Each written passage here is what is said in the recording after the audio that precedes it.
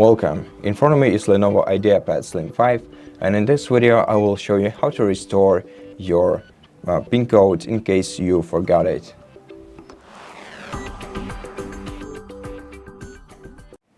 To do that, click on I forgot my PIN button right here. If you don't see it, try entering PIN code a couple of times, and after a couple of incorrect attempts, this option will appear on your screen. Click on it again if you need to, and then if you're using a local account, you'll have to answer a couple of questions. You have to answer one security question that you set up for yourself.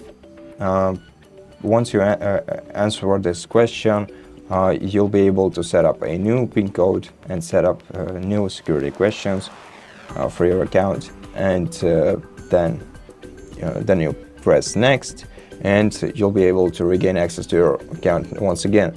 Now, if you don't remember the answers to security questions, then you'll have to perform a factory reset using the basically reinstall your Windows using USB. If you don't know how to do this, we have a specific video for this laptop on how to reinstall Windows from USB. So if you need it, go ahead and check it out.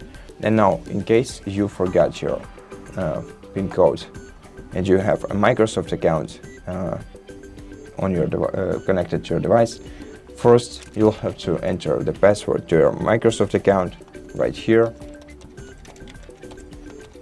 Then click sign in, and then in order to verify your identity, you'll have to receive a code either on your email or on your phone, that is which mobile number is connected with your Microsoft account.